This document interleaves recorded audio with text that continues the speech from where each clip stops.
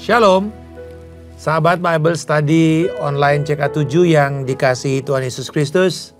Bagaimana kabar saudara pada hari ini? Nah, saya berdoa agar setiap sahabat sekalian tetap semangat dan kerajinan kita tidak kendor dalam mempelajari firman Tuhan dan juga supaya kita bisa taat menghidupinya. Saya ingin juga mau mengajak bila program ini sungguh sudah sangat memberkati sahabat sekalian, membantu saudara bisa belajar firman Tuhan secara sistematis. Saya ingin juga mendorong kita semua untuk mengajak, baik itu sahabat ataupun keluarga, dan membagikan link ini kepada teman-teman untuk bisa bergabung bersama-sama. Mungkin kita bisa belajar bersama, sama kelompok, satu school, kita belajar bersama-sama. Dan kalau kita belajar, kita perlu Alkitab. Kita perlu buku catatan atau mungkin laptop komputer saudara untuk saudara bisa mencatat. Dan juga alat tulis atau stabilo supaya kita bisa memberikan highlight supaya semua yang kita pelajari itu tidak akan sia-sia, hilang begitu saja. Tapi akan bisa juga catatan kita bisa dapatkan.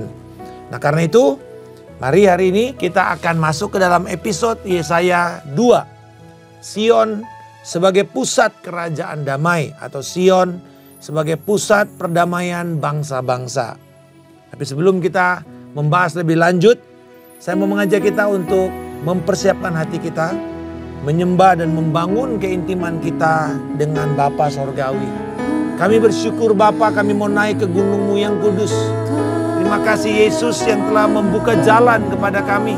Masuk oleh karena rahmat dan kasih karunia-Mu. Pengorbanan-Mu yang sudah Engkau berikan kepada kami dengan darah-Mu dan tubuh-Mu. Hari ini kami bersyukur Roh Kudus menerangi kami, membangkitkan semangat kami. Mari jemaat, naiklah ke gunung kudus Tuhan dan bertemulah dengan Dia. Dan membangun keintiman kita dengan Allah yang kita sembah. Haleluya. Thank you Jesus. Praise you Lord God. Bawaku ke gunung kudus-Mu, di tempat kediaman-Mu.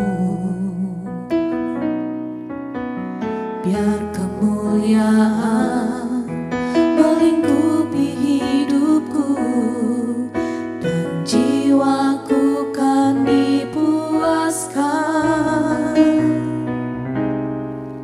Hanya dekat-Mu itu yang ku perlu. Kau sumber penghiburanku.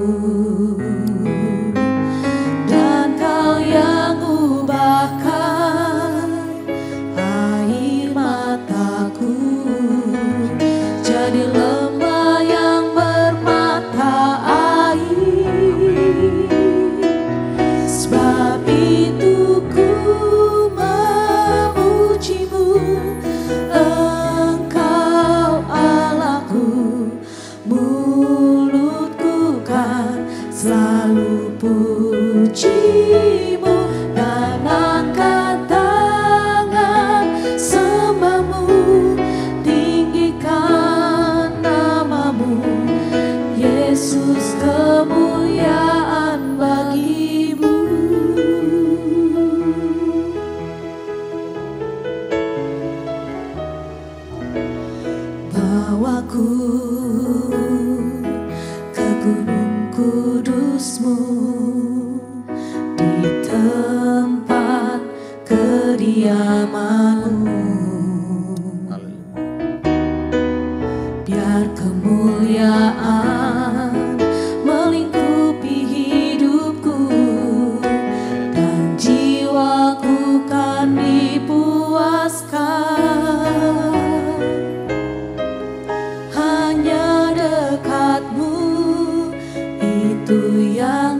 Perlu Kau sumber penghibur.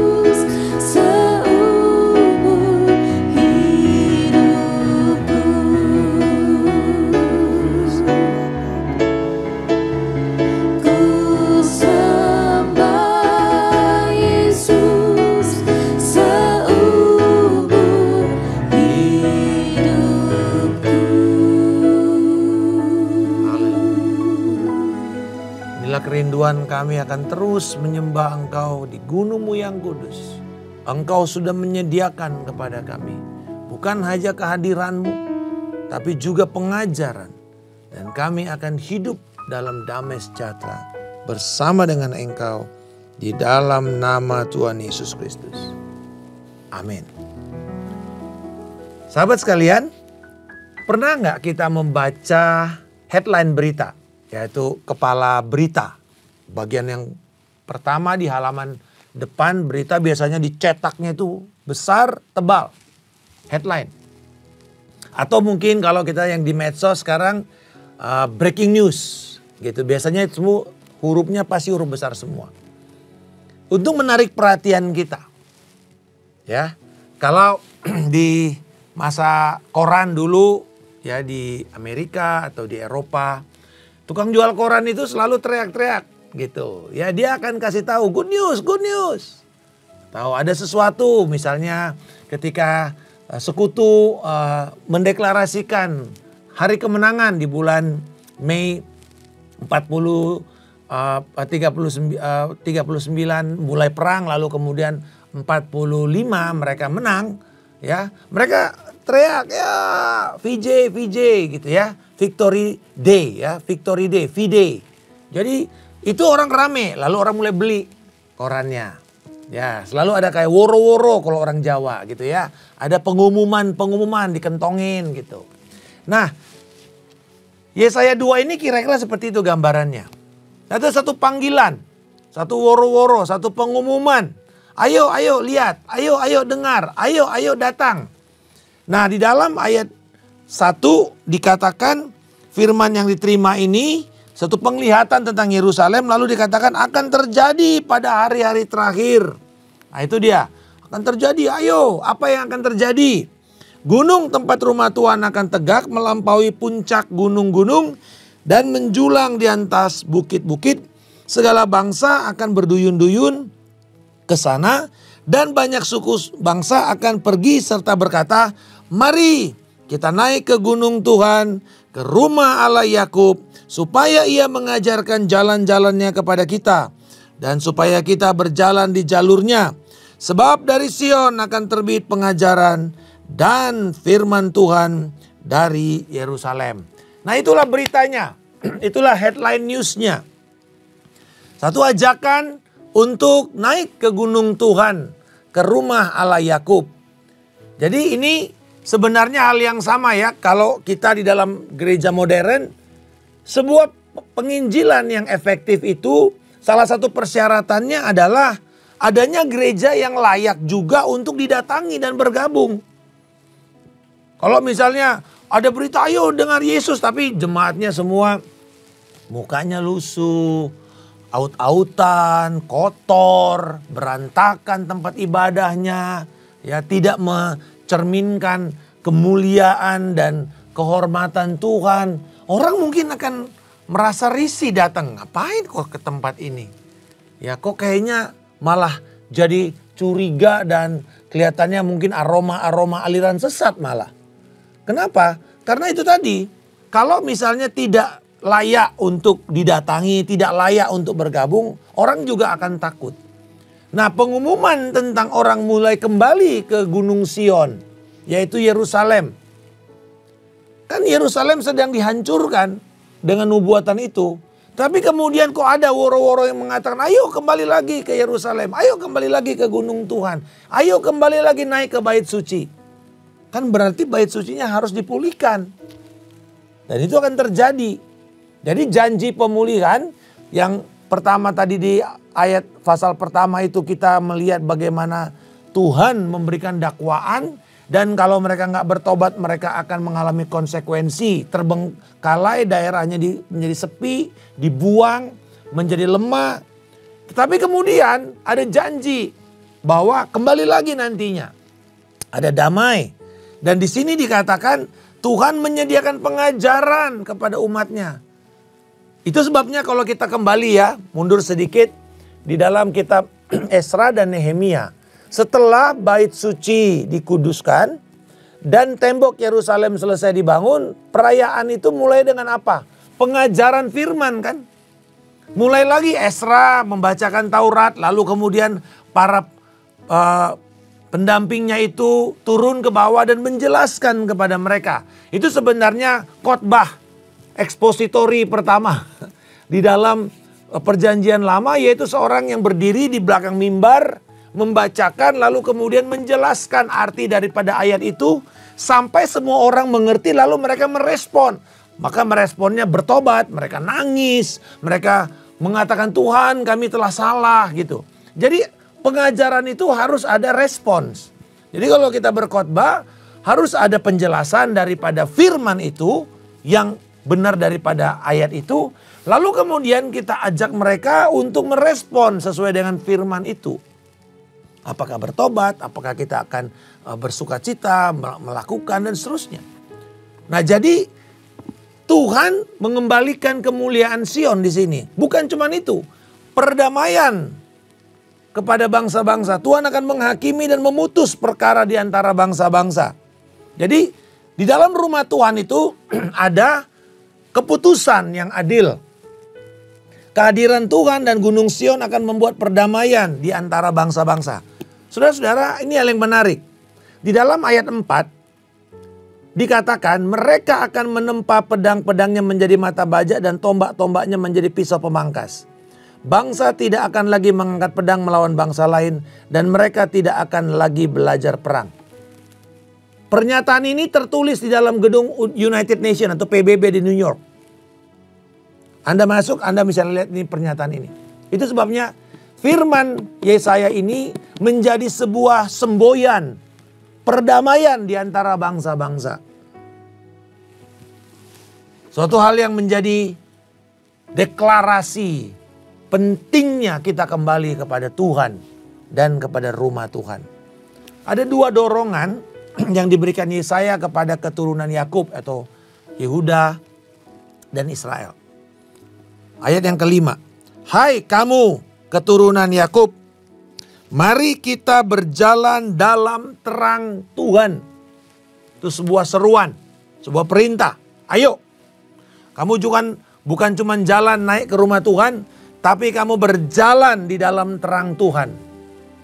Kita berjalan, kita berbaris seperti tentara berbaris di dalam terangnya Tuhan. Nah, kalau kita bicara kata terang di situ, ini mengacu kepada pertama, terang dalam kemurahan Tuhan. Bilangan 6 ayat 25, doa dari Harun kepada anak-anaknya yang menjadi doksologi atau doa berkat. Tuhan memberkati engkau, Tuhan memelihara engkau, Tuhan menghadapkan wajahnya dan menyinari engkau. Nah, kata menerangi engkau ini berbicara mengenai kemurahan Tuhan. Jadi ayo kita berjalan di dalam kemurahan Tuhan.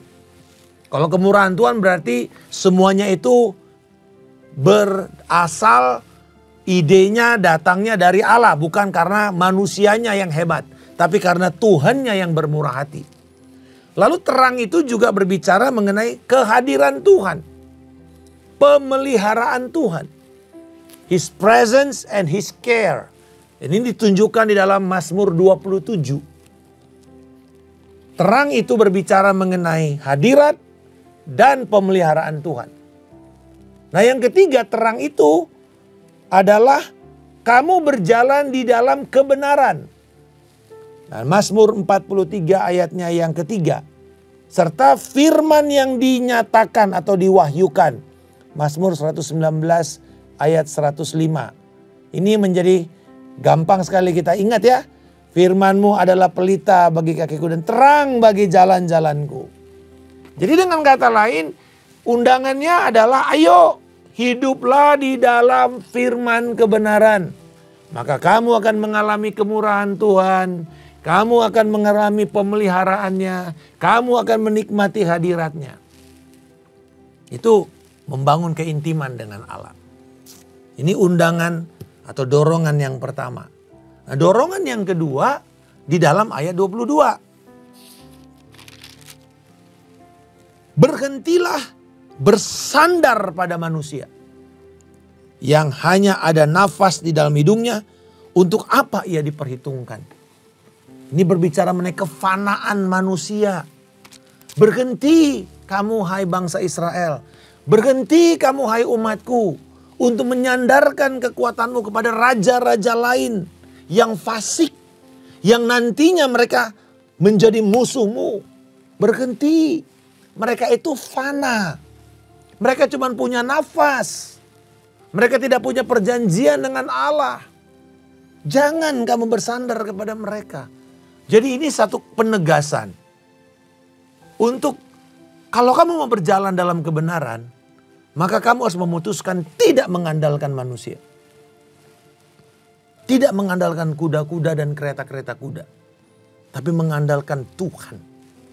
Dan ini tidak mudah. Apalagi kalau yang kita andalkan itu kelihatannya sedang berkuasa, punya banyak uang, punya banyak koneksi. Kita kelihatannya gampang dapat bisnis. Siapa yang gak mau? Tapi kembali lagi semua itu merupakan kefanaan. Jangan bersandar kepada mereka. Ini tegas dikatakan berhenti. Bersandar pada manusia. Stop. Jangan kamu teruskan. Tegas sekali.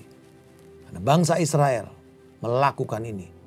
Dan kepada kita jangan ulangi kesalahan yang sama. Dikutuk orang yang mengandalkan manusia, kata Yeremia. Dikutuk. Tapi diberkatilah orang yang mengandalkan Tuhan.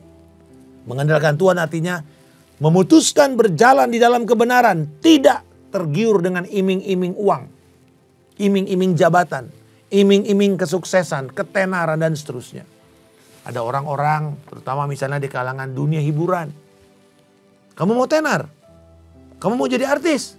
Ya sudah, serahkan dulu keperawananmu, keperjakaanmu.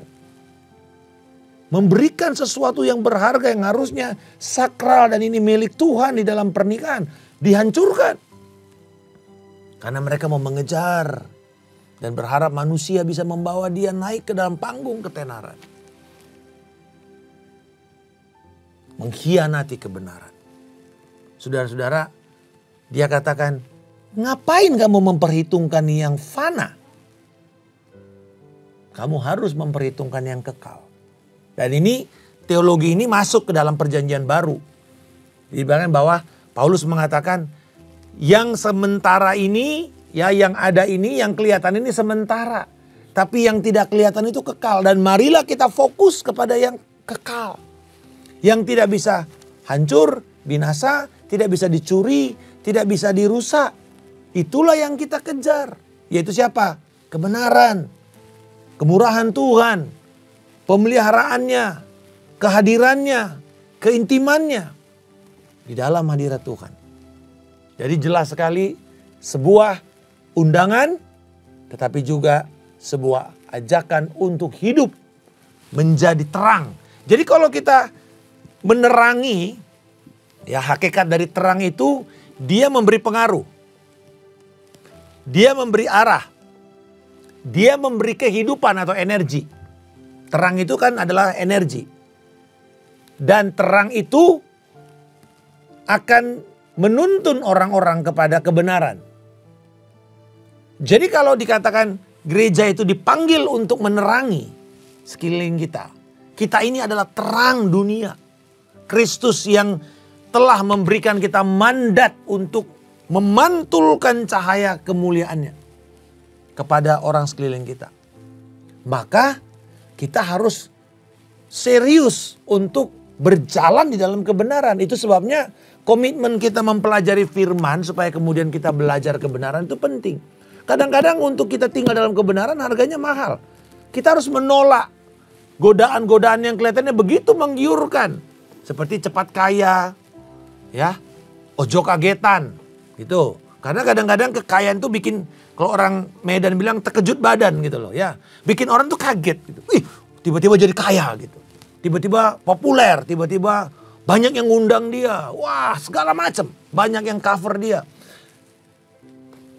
Ini orang yang kaget. Kaget kekuasaan. Atau dendam kekuasaan. Artinya dulunya saya terus tertindas. Sekarang saya kuasa, saya akan menindas. Atau dendam kemiskinan. Takut miskin. Udah capek jadi orang miskin.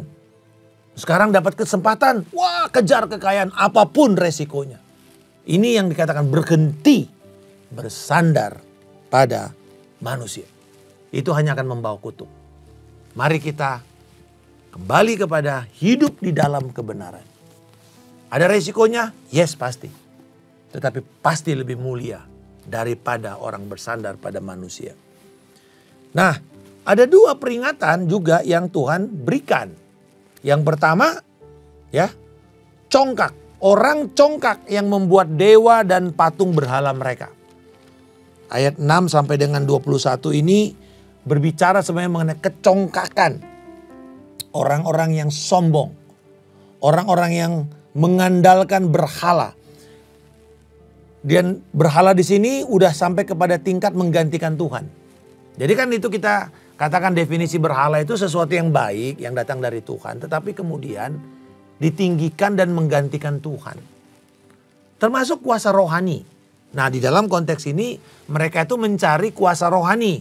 Makanya diasosiasikan dengan tenung, sihir, divination. Itu tenung atau sihir. Dan ini kan sebenarnya seperti berusaha mencontoh kuasa roh Allah. Yang mengadakan mujizat, kesembuhan, yang melakukan tanda-tanda ajaib. Kan roh tenung juga berusaha untuk melakukan itu. Tetapi sebenarnya itu kan merupakan manipulasi. Kadang-kadang cuma dimanipulasi mata. Kelihatannya itu makanan padahal sebenarnya kotoran. Kelihatannya itu indah tapi sebenarnya begitu jahat dan buruk, mengerikan. Karena dikatakan si iblis itu datang seperti malaikat terang. Seperti malaikat terang. Serigala berbulu domba. Jadi kita mesti melihat ini. Inilah modusnya si iblis. Dan siapapun yang mengandalkan, yang congkak. Nah jadi ada dua tegurannya. Jangan kamu congkak, jangan kamu mengandalkan berhala. Karena orang yang sombong mengatakan, siapa yang bisa mengalahkan saya? Ayo, siapa? Jadi kan berarti dia sudah seperti Tuhan. Atau orang memberhalakan dia. Menyembah dia. Akan jatuh. Congkak. Yang kedua dikatakan mengandalkan berhala. Mengandalkan hal-hal lain di luar Tuhan. Kebaikan-kebaikan Tuhan yang harusnya jadi anugerah berubah menjadi Tuhan dalam hidup mereka. Harusnya itulah pemberian. The gift. Pemberian. Hadiah. Menjadi tujuan utama. Itulah berhala.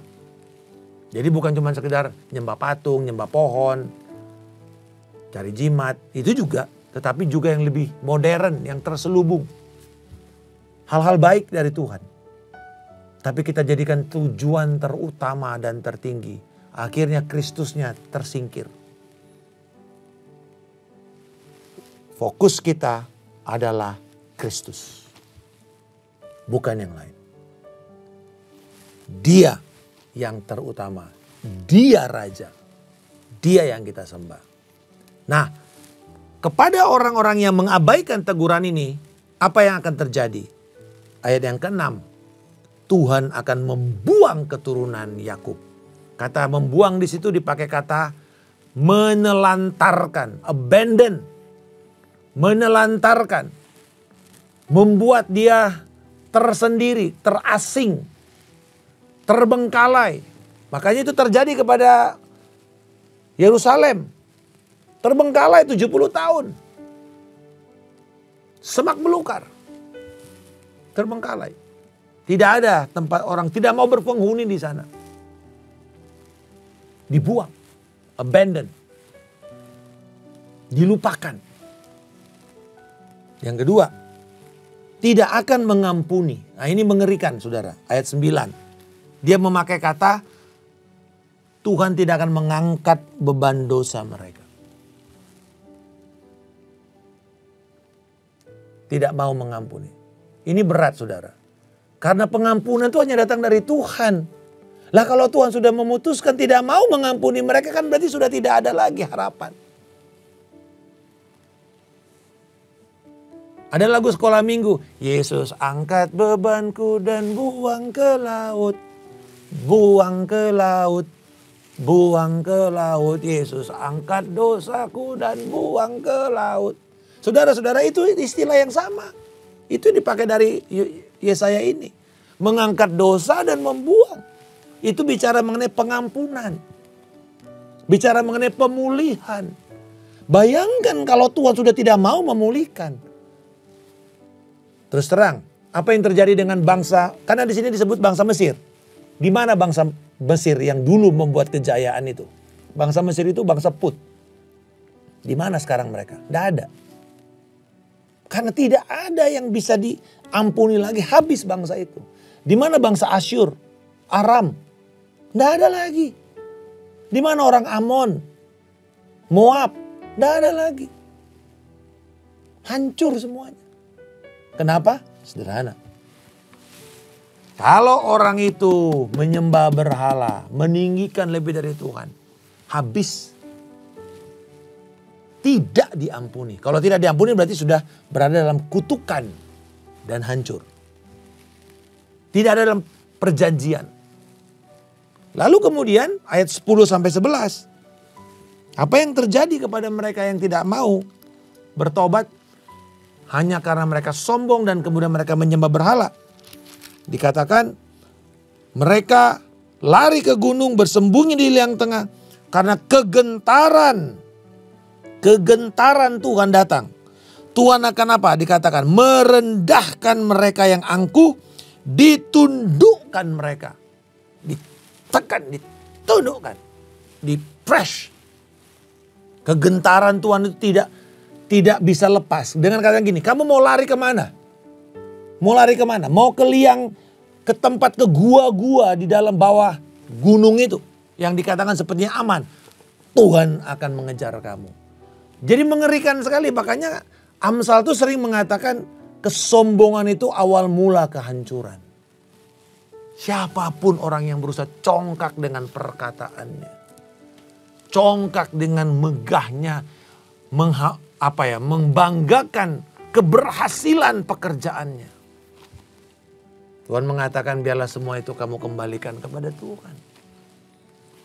Dari Tuhan, oleh Tuhan, untuk kemuliaan Tuhan. Soli Deo Gloria. Hanya kepada kemuliaan Tuhan semata-matalah kita kerjakan semuanya. Harusnya itu yang menjadi semboyan kita, saudara-saudara. Berhenti untuk menjadi congkak. Bertobat. Karena mengerikan sekali konsekuensi yang akan ditanggung oleh mereka ini. Berhenti menyembah berhala. Hancur kita. Saya sudah menemukan banyak orang-orang yang menjual keluarganya. Demi mengejar harta dan kekayaan. Dan membuat perjanjian dengan kuasa kegelapan. Dia bayar dengan anaknya. Dia bayar dengan pernikahannya. Dia hancurkan pernikahannya. Dia hancurkan anak-anaknya. Dia rela anak-anaknya itu sakit, cacat mental sebagai resiko harga. Tapi akhirnya juga hilang semua kekayaannya. Menyembah berhala itu tidak pernah gratis. Harus ada bayarannya. Iblis tidak pernah mau gratis. Tapi Kristus menebus kita, dia bayar dengan harga dirinya. Harga pengorbanannya kepada Tuhan. Sehingga kita bisa menerima pengampunan dosa dari Allah. Dan yang terakhir, bahwa orang-orang yang congkak dan yang menyembah berhala, Tuhan melawan mereka semua. Jadi orang-orang ini menjadikan Tuhan sebagai musuh utamanya. Pertanyaannya, siapa yang bisa mengalahkan Tuhan? Semua orang-orang yang berusaha mengatakan, contoh yang paling gampang. Dalam sejarah orang yang mengatakan seorang penyanyi hebat. Yang mengatakan I'm more popular than Jesus. Gak berapa lama ditembak oleh penggemarnya sendiri. Orang-orang yang berusaha meninggikan dirinya dan mengatakan bahwa dia lebih hebat daripada Allah. Langsung hari itu juga dia kena. Saudara-saudara, ini sesuatu yang mengerikan. Ya, jangan lawan Tuhan. Kita ini musuh Allah.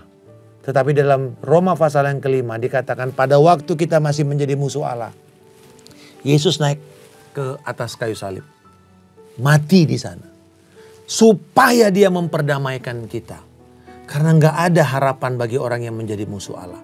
Kecuali satu, neraka dan keterpisahan dari Allah.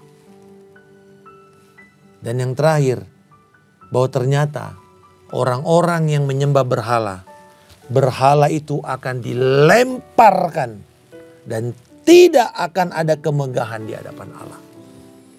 Sangat memalukan sekali orang-orang yang menyembah berhala. Mereka semuanya akan dilempar. Dikatakan seperti apa saudara? Ini seperti dikatakan pada hari itu berhala perak ayat 20, berhala emas yang dibuat untuk disembah dilempar kepada tikus dan kelelawar. Dilempar kepada binatang yang sangat kotor. Binatang yang gelap. Supaya ia dapat masuk ke dalam lekuk-lekuk di gunung batu dan dalam celah-celah bukit batu. Karena ketakutannya terhadap Tuhan. Jadi ketika Tuhan datang menghakimi, semua berhala itu hancur. Lari. Kayak lari dikejar-kejar gitu ya. Bersembunyi di balik-balik batu. Artinya udah ketakutannya udah begitu hebat. Cari jalan gitu loh. Apa yang bisa diandalkan kepada orang-orang yang membuat berhala sebagai pertolongan mereka? Ya nanti nasib mereka seperti tikus dan kelelawar yang bersembunyi di tempat-tempat gelap. Karena kegentaran, karena Tuhan akan kejar mereka terus. Bayangkan ya, dari emas perak tiba-tiba seperti tikus dan kelelawar. Binatang yang menjijikkan dan haram, tidak kosher menurut perjanjian lama. Binatang yang menjijikkan. Saya mau mengatakan kepada kita semua pada hari ini. Teguran-teguran Tuhan ini seharusnya mengingatkan kepada kita. Banyak berhala-berhala modern pada hari ini. Yang tanpa sadar kita buat sebagai berhala. Tapi marilah kita hari ini sadar. Kita kembali kepada Tuhan. Dengan kita berjalan di dalam terang. Dan berhenti bersandar kepada semua. Baik itu manusia maupun berhala-berhala. Maka kita akan menikmati persekutuan yang indah, yang erat, yang manis dengan Roh Kudus. Bapa, hamba berdoa kiranya setiap kami hari ini menerima berkat-Mu. Tuhan yang memberkati engkau, Tuhan yang melindungi engkau, Tuhan yang akan membuat wajahnya bersinar atas engkau dan memberikan engkau kemurahan dan anugerahnya. Ia menghadapkan wajahnya dan memberikan engkau damai sejahtera yang melampaui segala akal dan pikiran. Kasih karunia dari Allah Bapa, cinta kasih dari Tuhan kita Yesus Kristus, persekutuan yang indah, erat dan manis akan Roh Kudus, menyertai engkau dari hari ini sampai Yesus Kristus datang untuk kedua kalinya, menjemput kita di awan kemuliaan, membawa kita memerintah masuk di dalam kerajaan damai-Nya hingga langit dan bumi yang baru. Dalam nama Tuhan Yesus Kristus kami telah berdoa dan mengucap syukur. Haleluya. Amin. Tuhan memberkati. Shalom.